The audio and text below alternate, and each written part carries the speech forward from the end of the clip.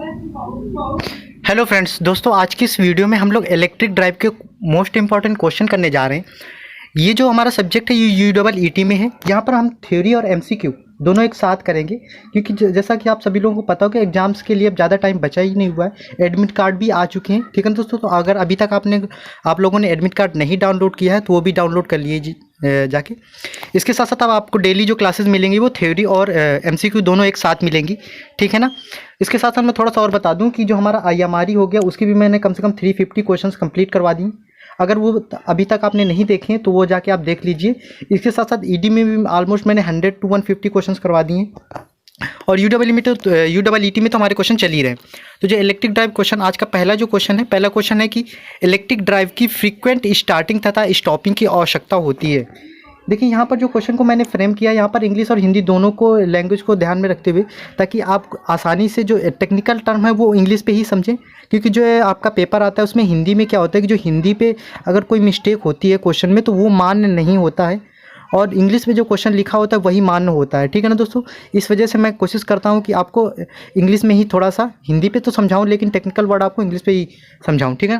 तो पहला यहाँ पर क्वेश्चन ये पूछा गया कि वो कौन सी इलेक्ट्रिक मोटर होती है जिसपे हमें फ्रीक्वेंट स्टार्टिंग और स्टॉपिंग की व्यवस्था होती है, यानी कि तुरंत चालू करने और रोकने की आवश्यकता होती है। तो दोस्तों अगर इसका आपको ऑप्शन आ रहा है, आंसर आ रहा है, तो प्लीज़ आप चैट में बताते रहिए। पहला ऑप्शन है यहाँ पर पेपर मिल या फिर ग्राइंडिंग मिल्स में, एयर कंडीशनर में या फिर लिफ्ट एंड होस्ट में, ठीक है ना दोस्तों। इसमें बताना है आपको ऑप्शन नंबर हमारा कौन सा सही है। तो इसमें से हमारा ऑप्शन नंबर डी सही है। कौन सा ऑप्शन नंबर हमारा इसमें डी सही है। इसमें क्या होता है कि इसमें हमें फ्रीक्वेंट स्टार्टिंग और स्टॉपिंग की व्यवस्था होती है। यानी कि लिफ्ट आप देखते हैं कि कई जैसे एक तुरंत आपने बटन दबाया, लिफ्ट ऐसा नहीं कि आपने बटन दबाया उसके बाद 2 मिनट बाद, मतलब 4 मिनट बाद, 5 मिनट बाद लिफ्ट चल रही है या होस्ट चल रहा है, या फिर आपने बटन दबाई एक स्टोरी पे, मतलब एक मंजिल पे, और रुकी जाके लिफ्ट आप चौथी मंजिल पे। तो ऐसा भी नहीं होना चाहिए। तो यानी कि जहाँ पर फ्रीक्वेंट स्टार्टिंग और स्टॉपिंग की व्यवस्था जो इलेक्ट्रिक मोटर किसमें होती है वो होती है लिफ्ट एंड होस्ट में। दूसरा क्वेश्चन जो है ये पूछा गया है कि सेंट्रीफ्यूगल पंप में प्रयोग होने वाले मोटरों में लीस्ट सिग्निफिकेंस कैरेक्टरिस्टिक्स होती है। यानी कि जो हमारे सेंट्रीफ्यूगल पंप होते हैं उनमें से सबसे कम उपयोग में किया जाने वाला अभिलक्षण कौन सा, यानी कि सिंपल सा ऐसा कौन सा अभिलक्षण है जिसको हम लोग ज़्यादा ध्यान में नहीं रखते, ये दोस्तों आप लोगों को बताना है, ठीक है ना। तो जो हमारा पहला क्वेश्चन है वो जो पहला ऑप्शन है वो है स्टार्टिंग कैरेक्टरिस्टिक्स, ऑपरेटिंग स्पीड, या फिर हॉर्स पावर, या फिर स्पीड कंट्रोल। दोस्तों इसमें बताने की कौन सा ऑप्शन हमारा सही होगा।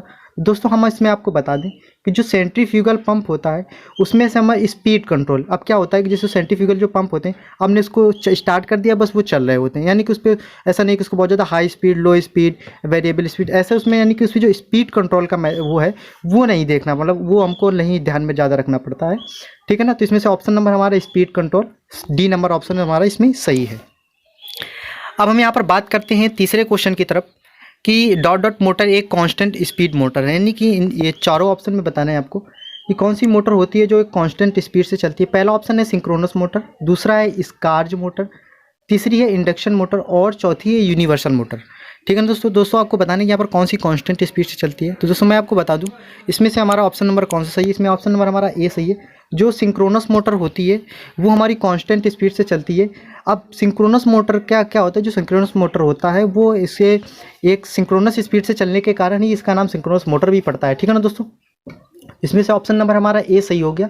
अब जहाँ किस जगह पर हमारी कौन सी मोटर यूज होती है, कहाँ पर नहीं यूज होती है, कितने प्रकार के हम लोग को जैसे पावर को जो ट्रांसमिट करते हैं, जैसे हमने बताया सपोज आपका ये एक क्या है मोटर है, ठीक है ना, ये एक इलेक्ट्रिक मोटर है। इसके थ्रू आपने क्या किया कि ये आपकी कोई मशीन है, ठीक है ना। अब इस मोटर के द्वारा आप इस मशीन को पावर दे रहे हैं, तो पावर शाफ्ट के द्वारा दे रहे हैं या फिर पुली के द्वारा दे रहे हैं, बेल्ट के द्वारा, किसके द्वारा दे रहे हैं ट्रांसफर, उसके बारे में मैंने इसी लेक्चर में थ्योरी को कंप्लीट किया है, ठीक है ना। तो वो भी डिस्कस करेंगे आगे। चौथे नंबर क्वेश्चन की तरफ यहाँ पर चलते हैं कि सेंट्रीफ्यूगल पंप में स्टार्टिंग टॉर्क सामान्यतः होता है। यानी कि जो हमारा सेंट्रीफ्यूगल पंप होता है उसमें स्टार्टिंग टॉर्क सामान्यतः कैसा होता है दोस्तों, ये आपको बताना है। पहला ऑप्शन है कि लेस देन रनिंग टॉर्क, यानी कि रनिंग टॉर्क से कम होता है। सेम एज रनिंग टॉर्क के भी बराबर होता है। स्लाइटली मोर देन, थोड़ा सा ज़्यादा होता है रनिंग टॉर्क से, या फिर double two the running torque, यानी कि जो रनिंग टॉर्क होता है उससे ज़्यादा होता है। तो दोस्तों हम आपको बता दें कि जो हमारा सेंट्रीफ्यूगल पंप होता है उसमें जो स्टार्टिंग टॉर्क होता है, कौन सा जो स्टार्टिंग टॉर्क होता है वो हमारे रनिंग टॉर्क से कैसा, थोड़ा सा कम होता है। कैसा होता है, थोड़ा सा कम होता है, यानी कि लेस देन रनिंग टॉर्क, ठीक है ना। कि ऑप्शन नंबर हमारा इसमें कौन सा सही है, ए नंबर सही है। अब हम लोग बात करते हैं कि रोलिंग मिल्स के लिए सबसे बेस्ट मोटर कौन सी है दोस्तों, ये आपको बताना है। पहला ऑप्शन है सिंगल फेज मोटर, दूसरा है स्क्वायरल केज इंडक्शन मोटर, तीसरा है स्लिप रिंग इंडक्शन मोटर और चौथा ऑप्शन है डीसी मोटर। ये दोस्तों आपको बताना है कि इस रोलिंग मिल्स में कौन सी मोटर बेस्ट होती है। ठीक है दोस्तों, हम आपको बता दें कि रोलिंग मिल्स के लिए हमारी कौन सी मोटर बेस्ट होती है, वो होती है डीसी मोटर, यानी कि ऑप्शन नंबर हमारा डी सही है। छठवें नंबर क्वेश्चन की तरफ चलते हैं। छठवां नंबर हमारा क्वेश्चन है कि डीसी मोटर का स्टार्टिंग टॉर्क किससे इंडिपेंडेंट होता है, यानी कि जो डीसी मोटर का जो स्टार्टिंग टॉर्क होता है। दोस्तों हमारा जो छठवां नंबर क्वेश्चन है क्या कह रहा है कि जो हमारा डीसी मोटर का जो स्टार्टिंग टॉर्क होता है ये किससे इंडिपेंडेंट होता है, यानी कि किस पे निर्भर नहीं करता है। ये चार ऑप्शन यहाँ पर दिए गए हैं।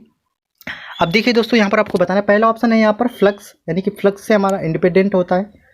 फिर होता है दूसरा बी ऑप्शन में दिया आर्मेचर करंट, या फिर फ्लक्स एंड आर्मेचर करंट दोनों से, या फिर स्पीड से। ठीक है ना दोस्तों मैं आपको बता दूं कि जो हमारा डीसी मोटर होता है उसका जो स्टार्टिंग टॉर्क होता है वो किससे इंडिपेंडेंट होता है, ये हमारा इंडिपेंडेंट होता है स्पीड से। किससे? स्पीड से, यानी कि स्टार्टिंग टॉर्क स्पीड पे कोई डिपेंड नहीं करता है। इनका ऑप्शन नंबर हमारा डी सही है। देखिए दोस्तों, यहाँ पर जो आपको क्वेश्चन मिल रहे हैं ये बहुत ही अच्छे और बहुत ही अच्छे लेवल का क्वेश्चन है। ऐसा नहीं कि ये पूछ दिया कि भाई कि ये मोटर कहाँ पर यूज होती है, ये मोटर कहाँ पर यूज होती है, बस सिंपल सा और ऐसे करके शॉर्ट क्वेश्चन। देखिए यहाँ पर आपको हाँ हो सकता है कि थोड़ा सा आप वीडियो को स्किप करके चले जाएँ क्योंकि टफ क्वेश्चन है, आपको नहीं आ रहे होंगे दोस्तों ऐसे ही क्वेश्चन, क्योंकि आपको तो पता नहीं कि एग्जाम्स में कैसे क्वेश्चन आने। तो मैं कोशिश करता हूँ कि आपको मीडियम के लेवल के भी और अच्छे लेवल के भी क्वेश्चन करवाऊँ। ठीक है ना, इसी वजह से मैं थोड़ा सा प्रेजेंटेशन यानी कि टाइप करके भी आपको क्वेश्चन नहीं ला पाता, लेकिन मेरा मोटो ये है कि आपको अच्छे से अच्छे क्वेश्चन प्रोवाइड करा सकूं। ठीक है ना दोस्तों, अब 7वें नंबर क्वेश्चन की तरफ चल रहे हैं कि किस एप्लीकेशन के लिए डीसी मोटर सबसे ज़्यादा प्रेफर की जाती है। पहला ऑप्शन है कि हाई इफिशिएंसी ऑपरेशन के लिए, या फिर रिवर्सिबिलिटी के लिए, या फिर वेरिएबल स्पीड ड्राइव के लिए, फिर हाई स्टार्टिंग टॉर्क के लिए। दोस्तों हम आपको बता दें कि जो डीसी मोटर होता है उसको जब सबसे ज़्यादा किस एप्लीकेशन के लिए, तो उसको हम लोग वेरिएबल स्पीड ड्राइव के लिए, यानी कि ज़्यादा उसमें हम लोग उसमें ज़्यादा स्पीड को वेरी करा सकें, इसके लिए हम लोग डीसी मोटर का प्रयोग सबसे ज़्यादा करते हैं। ठीक है ना दोस्तों, तो ऑप्शन नंबर हमारा इसमें सी सही है। 8वें नंबर क्वेश्चन की तरफ चलते हैं कि एक रिलेक्टेंस मोटर अब क्या होती है, यहाँ पर ये आपको बताना। जो हमारी रिलेक्टेंस मोटर होती है is provided with slip ring, क्या इसमें स्लिप रिंग होती है, क्या रिक्वायर्स स्टार्टिंग गियर, क्या इसमें स्टार्टिंग गियर की आवश्यकता होती है, high speed cost has high cost, या फिर इसकी कॉस्ट बहुत ज़्यादा हाई होती है, या फिर बहुत ही कॉम्पैक्ट होती है। ठीक है ना दोस्तों हम आपको बता दें कि जो हमारी रिलेक्टेंस मोटर होती है, अभी मैं आगे डिस्कस भी करूंगा कि reluctance motor, Schrage motor, induction slip ring induction motor, या फिर और भी जो डीसी मशीन्स होती हैं, शंट मोटर, सीरीज मोटर, वो सब कहाँ पर यूज होता है। इसी वीडियो में मैंने आपको वो थ्योरी दी है। सो प्लीज़ आप वीडियो को पूरा लास्ट तक देखिएगा, तभी आपको एडवांटेज भी मिलेगा। अगर आप अच्छे से अच्छे क्वेश्चन और भी सॉल्व करना चाहते हैं, क्योंकि इसमें से क्वेश्चन तो आपके हो सकता है 20, 30, 50 भी हो, लेकिन मैंने जो थ्योरी आपको दे रहा हूँ उससे भी क्वेश्चन आपको बहुत अच्छे अल्टीमेट लेवल के सॉल्व होंगे। ठीक है ना, तो यहाँ पर हम पहले इस क्वेश्चन की तरफ देखते हैं। तो इसमें से हमारा ऑप्शन नंबर डी सही है, यानी कि जो रिलेक्टेंस मोटर होती है वो हमारी कैसी होती है, बहुत ही कॉम्पैक्ट होती है। ठीक है ना, अब हम लोग 9वें नंबर क्वेश्चन की तरफ चलते हैं कि रिलेक्टेंस मोटर। अब यहाँ पर अब ये बताना है कि रिलेक्टेंस मोटर, ये मुझे लगता है दोस्तों ये क्वेश्चन रिपीट हो गया, सॉरी। ठीक है ना, तो इसमें भी ऑप्शन हमारा क्या होगा कि इसमें भी ऑप्शन हमारा इज कॉम्पैक्ट, यानी कि कॉम्पैक्ट होती है। 10वें नंबर क्वेश्चन की तरफ चलते हैं कि ब्लोवर्स में मोटर प्रयुक्त होती है। ब्लोवर्स का मतलब ब्लोवर्स क्या होती है, तो आपने देखा होगा कि जो भट्ठी होती है, ये जैसे सपोज ये होता है भट्ठी होती है, जैसे आप देखते होंगे जहाँ पर मतलब जो दूध वगैरह को मतलब वो खोया जहाँ पर बनाया जाता है वहाँ पर, ये फिर आप होटलों में देखते होगे जो भट्टी कोयले से चलती है, तो यहाँ पर कोयला रखा होता है। ठीक है ना, क्या होता है कि यहाँ पर कोयला वगैरह रखा होता है ऐसे, और यहाँ से ऐसे देखना, यहाँ से कट लगे होते हैं, और यहाँ पर एक फ़ैन रखा होता है। तो वैसे तो नॉर्मल आप डीसी फ़ैन ऐसे देखते होंगे होटल वगैरह पे, लेकिन वैसे यहाँ पर जो फ़ैन लगा होता है, फिर जहाँ पर बहुत बड़ी यानी कि जो प्लांट्स वगैरह होते हैं, यहाँ पर बहुत बड़ी भट्टियाँ होती है, तो वहाँ पर जो फ़ैन लगा होता है उसे हम लोग बोलते हैं ब्लोवर्स। क्या बोलते हैं? ब्लोवर्स बोलते हैं। इसमें बताया कि ब्लोवर्स में जो होते हैं, तो ब्लोवर्स में कौन सी मोटर प्रयुक्त होती है ये बताना है दोस्तों। तो DC series motor, DC shunt motor, या फिर स्क्वायरल केज इंडक्शन मोटर, या फिर वाउंड रोटर इंडक्शन मोटर। दोस्तों हम आपको बता दें कि ब्लोवर्स में हमारी जो मोटर प्रयुक्त होती है वो होती है स्क्वायरल केज इंडक्शन मोटर। कौन सी? ऑप्शन नंबर हमारा इसमें सी सही है। 11 नंबर क्वेश्चन की तरफ चलते हैं कि belted slip ring induction motor प्रयोग होती है। जो belted slip ring induction motor होती है वो कहाँ पर प्रयोग होती है, वो आपको बताना है। वाटर पंप्स में, जा क्रशर में, सेंट्रीफ्यूगल पंप से, नन ऑफ द एबव। ठीक है ना, तो दोस्तों आपने ये पहले तो आप थोड़ा सा यहाँ से देख लीजिए। देखिए क्वेश्चन क्या होता है, क्वेश्चन यहाँ उल्टा भी फ्रेम हो सकता है। ये पूछ सकता है कि जाकर सर में कौन सी हमारी मोटर यूज होती है, तो भी आपको याद रखना है। फिर ये भी ऐसे भी पूछ सकता है कि belted slip ring induction motor कहाँ पर प्रयोग होती है। तो पहला ऑप्शन है वाटर पंप, या फिर जाकर सर, या फिर सेंट्रीफ्यूगल पंप, या नन ऑफ द अबव। दोस्तों चैट में बताइए कि कौन सा ऑप्शन नंबर हमारा सही होगा। तो दोस्तों हम आपको बता दें कौन से, जाकर सर में हम लोग belted slip ring induction motor का प्रयोग करते हैं। 12 नंबर क्वेश्चन की तरफ चलते हैं कि किस मोटर को सिलेक्ट करने से पहले क्या महत्वपूर्ण आवश्यक है, यानी कि किसी मोटर को जो हम लोग सेलेक्ट करते हैं तो वहाँ पर क्या सबसे ज़्यादा हम लोग ध्यान में रखते हैं, ये क्या महत्वपूर्ण है, ये आपको याद बताना है। तो जब भी दोस्तों पहला ऑप्शन है कि पुली, स्टार्टर, फाउंडेशन, पैडल या फिर बियरिंग। दोस्तों हम आपको बता दें सिंपल सा कि क्या होता है कि जब भी हम किसी मोटर को सिलेक्ट करने से पहले महत्वपूर्ण क्या देखते हैं, तो वो देखते हैं हम लोग उसका स्टार्टिंग कैसी है, फिर स्टार्टर, ये देखते हैं सबसे ज़्यादा। तो ऑप्शन नंबर हमारे इसमें बी सही। अब यहाँ पर थोड़ा सा हम लोग थ्योरी के बारे में देखेंगे दोस्तों। यहाँ पर जरूर इंग्लिश में दिया गया है, लेकिन मैं उसको हिंदी में एक्सप्लेन करूँगा, डोंट वरी, और शॉर्ट में एक्सप्लेन करूँगा। तो मैंने बताया कि ट्रांसमिशन ऑफ पावर क्या होती है, तो इसको थोड़ा सा समझिए। ट्रांसमिशन ऑफ पावर क्या होती है, यहाँ पर ट्रांसमिशन ऑफ पावर, यहाँ पर हम लोग इलेक्ट्रिकल के मतलब क्या होता है कि जैसे अगर ये हमारी एक मोटर है, मोटर के द्वारा हम लोग क्या कोई चक्की है या फिर कोई कुछ भी मशीन चला रहे हैं, तो इस मोटर के द्वारा आप किसके थ्रू इस मोटर को चला रहे हैं, दूसरे मशीन्स को चला रहे हैं, तो इस मोटर से जो पावर जा रही है वो किसके द्वारा जा रही है, ये आपको बताना होता है। तो ये पावर ट्रांसमिशन के मेथड, तो ये हमारे बहुत सारे होते हैं। तो इसमें से वो कौन कौन से होते हैं ये आपको बताना, इसमें एक्सप्लेन किया गया है। पहला यहाँ पर ऑप्शन है, पहला हमारा पॉइंट है, there are many ways to transmitting mechanical power develop by a motor to the driving machine. यानी कि मैकेनिकल पावर को, इलेक्ट्रिकल पावर आपने किसी भी मोटर को दिया और उससे मैकेनिकल पावर बनी, और उस मैकेनिकल पावर को हम लोग दूसरी मशीन को कैसे ट्रांसफ़र करेंगे, इस मेथड के बारे में यहाँ पर हम लोग बात करेंगे। तो ये देखो इसके कौन कौन से मेथड होते हैं। एक तो डायरेक्ट ड्राइव होता है। डायरेक्ट ड्राइव में क्या होता है कि इसमें 100% हमारी ये एफिशिएंट होती है और मिनिमम स्पेस की आवश्यकता होती है, बस आपको इतना याद रखना है। और कहाँ पर यूज होती है, used only when the speed driving machine is equal to the motor speed. यानी कि जब मोटर की स्पीड और जो आप मशीन चला रहे हैं उन दोनों की स्पीड अगर इक्वल रखनी है, इक्वल है, तो वहाँ पर हम लोग डायरेक्ट ड्राइव का प्रयोग करते हैं। फिर आती है हमारी बेल्टेड ड्राइव। इसका प्रयोग कहाँ पर करते हैं, तो जो बेल्टेड ड्राइव होती है इसका प्रयोग हम लोग कितना, मैक्सिमम 250 किलोवाट के पावर को ट्रांसमिट करने के लिए प्रयोग करते हैं, ठीक है ना। और इसके बाद इसमें एक पॉइंट और बताया गया है कि इसमें बताया गया है कि distance between pulley centre should be 4 time diameter of the large pulley, maximum ratio between pulley diameter 6:1। ये आपको बहुत ज़्यादा याद नहीं रखना है, बस इतना यहाँ पर कितने पावर तक हम लोग ट्रांसमिट कर सकते हैं ये आपको याद रखना है। इसके बाद थोड़ा सा ये याद रखना है यहाँ पर कि विड्थ वेरीज ग्रेटली विथ इस quality thickness and the slip of 3 to 4% is belt drive. यानी कि जो स्लिप होती है, स्लिप का मतलब होता है सिंपल सा कि थोड़ा सा, जैसे आप जब साइकिल चलाते होंगे बरसात के दिनों में, तो आपकी साइकिल स्लिप कर जाती है, यानी कि थोड़ी सी पावर वेस्ट हो जाती है। तो यही बताया कि यहाँ पर 3 to 4% क्या हो जाती है, बेल्ट ड्राइव में जो पावर होता है वो स्लिप हो जाती है। इसके बाद हम लोग रूप ड्राइव की बात करते हैं, यानी कि रूप के द्वारा ड्राइव। इसमें क्या होता है कि इसमें लोग number of ropes in the V grooves में, यानी कि ऐसे कैसे, यानी कि जो हमारी रस्सी होती है वह ऐसे होती है, इस तरीके की जो रस्सी यहाँ पर वी ग्रुप्स बन रहा है ना, देख रहे हैं आप, तो वी ग्रुप्स का प्रयोग करते हैं पुली में।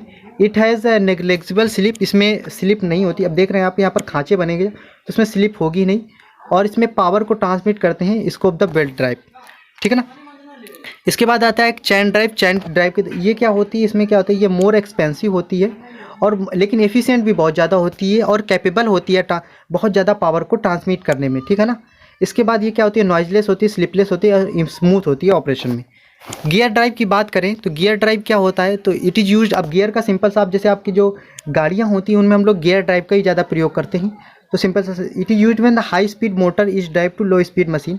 यानी कि आपने देखा होगा जो आपकी मोटरसाइकिल होती है तो वो लो स्पीड पे भी चल सकती है, हाई स्पीड पे भी चल सकती है। तो लो स्पीड वगैरह में भी हम लोग गियर ड्राइव का प्रयोग करते हैं, क्योंकि यहाँ पर गियर्स लगे होते हैं। गियर्स के थ्रू आप गियर वाली आपने देखा होगा गियर वाली साइकिल आती हैं, तो उसको आप बहुत ही मिनिमम स्पीड पे भी चला सकते हैं। इसके हाई एफिशिएंसी गियर बॉक्स यहाँ पर प्रयोग होते हैं। Equipped with feet motor being overhung, इसका तो यहाँ पर मोटर ओवरहंग भी हो सकती है, ठीक है ना। तो ये हम लोगों ने ड्राइव के बारे में, डायरेक्ट ड्राइव, बेल्ट ड्राइव, रोप ड्राइव, चेन ड्राइव और गियर ड्राइव, इन सब के बारे में हम लोगों ने थोड़ा शॉर्ट में जो आपके लिए इंपॉर्टेंट है उतने बारे में मैंने यहाँ पर बात कर ली है। अब हम लोग फिर ऑब्जेक्टिव क्वेश्चन की तरफ आते हैं। 13 नंबर ऑब्जेक्टिव क्वेश्चन है, किस मेथड में 3 फेज इंडक्शन मोटर को स्टार्ट करने में 6 टर्मिनल की आवश्यकता होती है।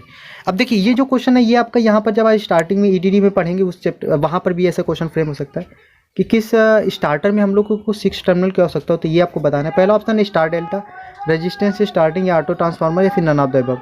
तो जो स्टार डेल्टा स्टार्टर होता है इसमें 6 टर्मिनल की आवश्यकता होती है। इस बात को आप याद रखिएगा, ये क्वेश्चन बहुत ही अच्छा क्वेश्चन है और लगभग क्वेश्चन आता रहता है और आया भी है कई जगह। ठीक है ना दोस्तों, अगले क्वेश्चन की तरफ चलते हैं। हमारा 14 नंबर क्वेश्चन है कि किस मेथड में 3 फेज इंडक्शन मोटर को स्टार्ट करने पर स्टार्टिंग वोल्टेज को नहीं घटाया जाता है।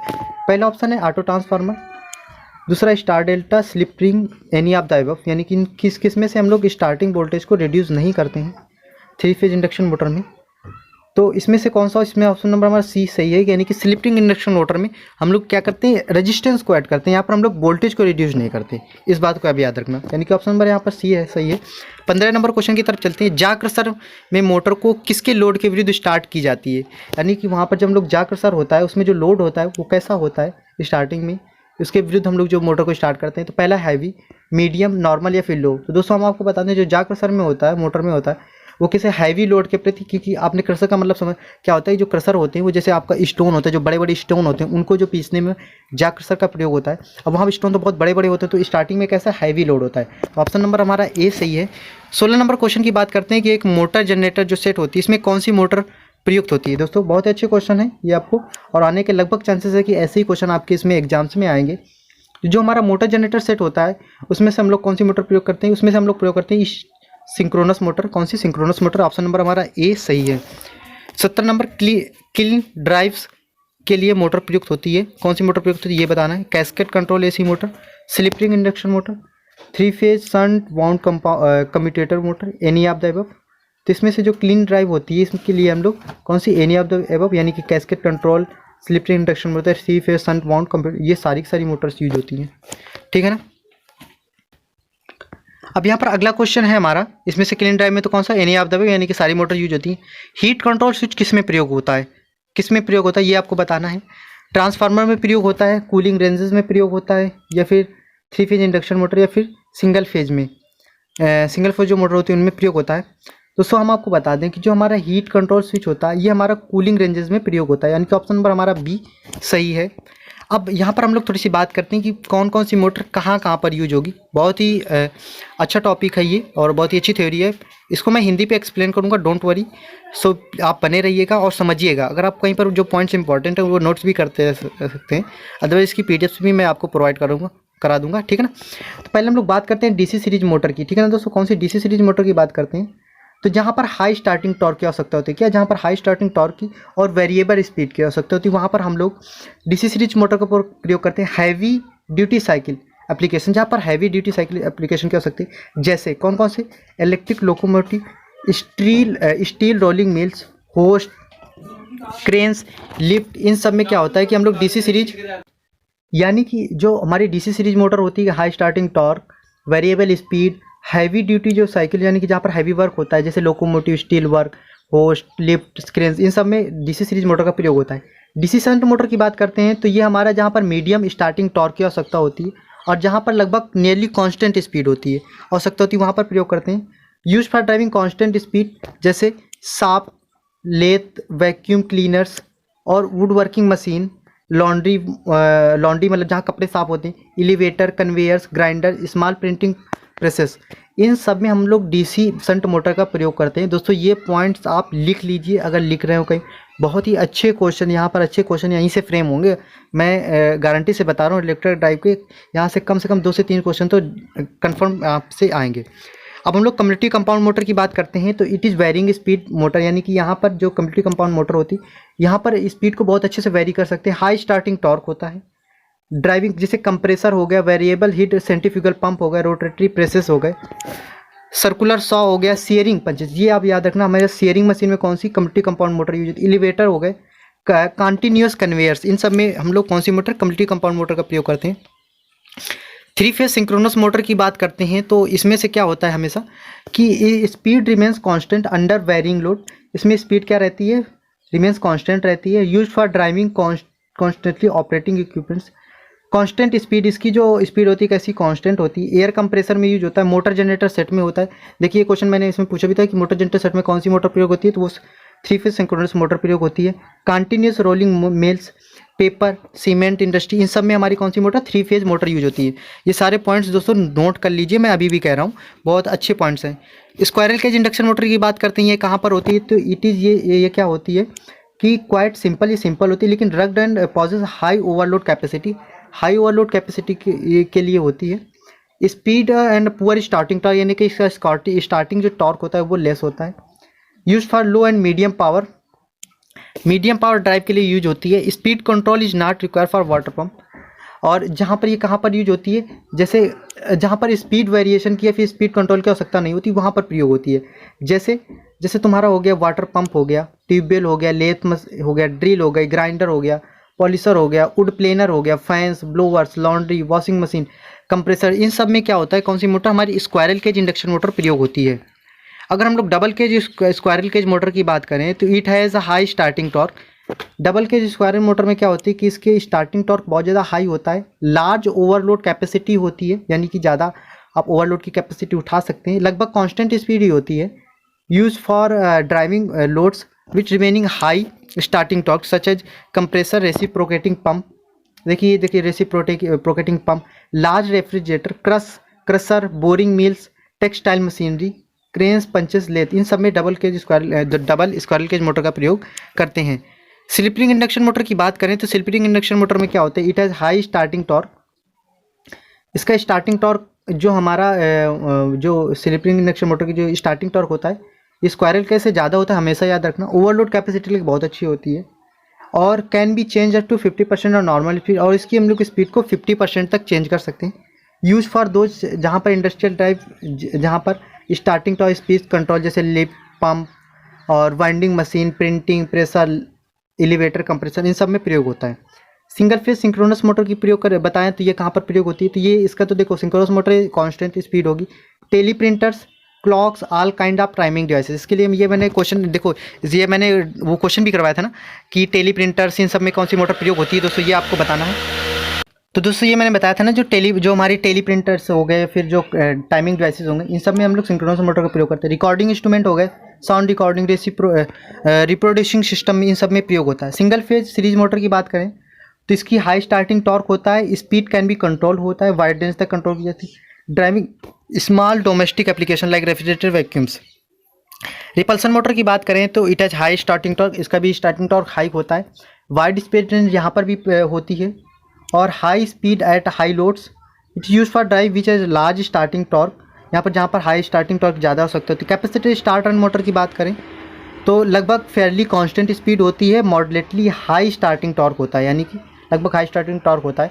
स्पीड कंट्रोल यहाँ पर पॉसिबल नहीं होता है, जैसे आपके घर का जो मतलब आपने देखा बहुत सारी डिवाइसेस होती हैं वहाँ पर हम लोग कैपेसिटर स्टार्ट कहीं पे मशीन का यूज करते हैं, जैसे कंप्रेसर हो गया, रेफ्रिजरेटर हो गया। रेफ्रिजरेटर में आप तो वहाँ पर स्पीड को कंट्रोल करने जाते नहीं होंगे, ठीक ना।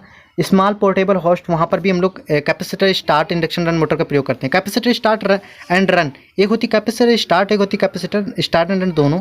तो चीज़ operating characteristic similar to the above motor, यानी कि लगभग इसकी कैरेक्टरिस्टिक्स ऊपर की तरीके ही होती है जो आप ऊपर कैपेसिटर स्टार्ट रन मोटर की बात बताएगी, लेकिन इसमें किसका पावर फैक्टर होता है और इफिशिएंसी वो बहुत ही बेटर होता है।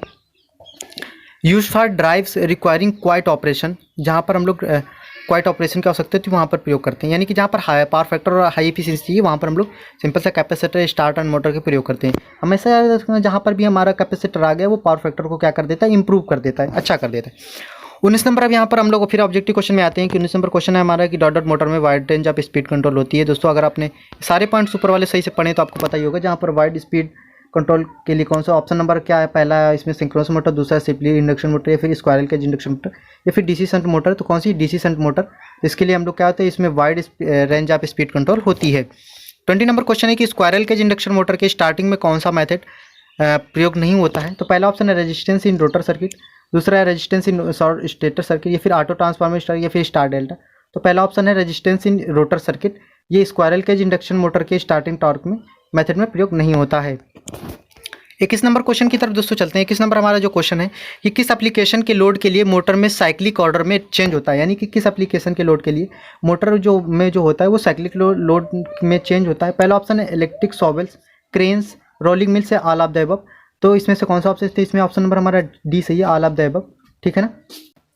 अब हम लोग अगले क्वेश्चन की तरफ चलते हैं। फ्लेम प्रूफ मोटर प्रयोग होती है, कहाँ पर प्रयोग होती है, पेपर मिल्स में, स्टील मिल्स में, या फिर मॉइस्ट एटमॉस्फेयर में, एक्सप्लोजिव एटमॉस्फेयर में, ठीक है ना दोस्तों। तो दोस्तों हम आपको बता दें कि जहाँ पर एक्सप्लोजिव, यहाँ पर जब विस्फोटक वगैरह का वातावरण होता है वहाँ पर हम लोग फ्लेम प्रूफ मोटर का प्रयोग करते हैं, ठीक है ना। ऑप्शन नंबर हमारा डी सही है। अगले क्वेश्चन 23 नंबर क्वेश्चन की तरफ चलते हैं कि हैवी फ्लक्चुएशन लोड के लिए मोटर प्रयोग कौन सी होती है। जहाँ पर हैवी, जहाँ पर लोड का जो फ्लक्चुएशन है बहुत ज़्यादा होता है, printers machine, punching machine, planers, lathe. तो दोस्तों हम आपको बताते हैं पंचिंग मशीन जो होती है, यहाँ पर क्या होता है एकदम से लोड आता है फिर हट जाता है, आता है हट जाता है। पंचिंग का मतलब आपने देखा होगा, सिंपल सा आप पंच करते हैं ना, आप कापी किताबों में पंच करते हैं, वहाँ पर एकदम से लोड आता है फिर हट जाता है, मतलब तो इसमें से लोड का जो फ्लक्चुएशन वही होता है। तो पंचिंग मशीन में हम लोग हैवी फ्लक्चुएशन लोड होता है, ठीक है ना। अब लोग 24 नंबर क्वेश्चन की तरफ चलते हैं कि डेरीज एंड विंचेस के लिए ड्राइव प्रयोग होती है। इसमें आपको बताना है, तो पहला ऑप्शन है कि pole changing and squirrel case motor, DC motor with Ward Leonard control, या फिर AC slipping motor with variable resistance, या फिर एनी ऑफ द अबव। देखिए ये डेरीज एंड विंचेस ड्राइव के लिए जो मोटर प्रयोग होती है वो होती है इन सब में कोई भी pole changing squirrel case, DC motor with Ward Leonard, या फिर एसी स्लिपिंग। देखिए ऑप्शन नंबर हमारा इसमें कौन सा सही है, ऑप्शन नंबर हमारा इसमें डी सही है, ठीक है ना। कौन सा ऑप्शन नंबर हमारा इसमें डी सही है। तो इस तरीके से मैंने यहाँ पर 24 क्वेश्चन करवाए। पिछली वाली वीडियो में भी मैंने जो पार्ट फर्स्ट था इलेक्ट्रिक ड्राइव का, अगर वो भी आपने नहीं देखा तो वहाँ पर मैं ऑलमोस्ट मैंने 25 क्वेश्चन कंप्लीट करवा दिए। इसके साथ साथ अभी एक पार्ट और लाऊंगा, बस कंप्लीटली 3 पार्ट में इलेक्ट्रिक ड्राइव वाला जो चैप्टर होगा यूडब्ल्यूईटी का वो कंप्लीट हो जाएगा। अगर आप इसकी वीडियो जो PDF चाहते हैं तो प्लीज़ आप हमारे टेलीग्राम चैनल पर जुड़ जाइए। टेलीग्राम चैनल का नाम है पॉलीटेक्निक लर्निंग 77, उसकी लिंक जो मैंने डिस्क्रिप्शन पे भी दे रखी है। अदरवाइज टेलीग्राम चैनल पे जाके वहाँ सर्च कर लीजिए पॉलीटेक्निक लर्निंग 77, वहाँ से भी आप ज्वाइन हो सकते हैं। यहाँ पर मैं जो अपने टेलीग्राम चैनल पर इंपॉर्टेंट नोटिस वगैरह कोई भी होती है या फिर और भी सारी इन्फॉर्मेशन, क्लास कब होगी कब नहीं होगी, सारा से इन्फॉर्मेशन मैं वहीं पर देता रहता हूँ। बुक्स की PDF, हैंडरिटन नोट्स, ये सब कुछ मैं वहीं पर देता हूँ, ठीक है ना दोस्तों। तो सब कुछ वहाँ पर आप जाके ज्वाइन हो लीजिए। और यहाँ पर आपको ये अगर क्लासेस थोड़ी सी भी हेल्पफुल लगें तो प्लीज़ हमारे चैनल को अगर अभी तक सब्सक्राइब नहीं किया तो सब्सक्राइब कर लीजिए। वीडियो को लाइक शेयर एंड कमेंट्स करना ना भूलें। रोज़ 9 PM पे आपकी ये इसकी यूडब्ल्यूईटी की क्लास होगी, ठीक है ना दोस्तों, और थ्योरी और MCQ के साथ। अगर आप कोई सजेशन देना चाहते हैं, कोई डाउट्स है तो आप कमेंट्स बॉक्स पे चैट पे बता सकते हैं। थैंक यू दोस्तों।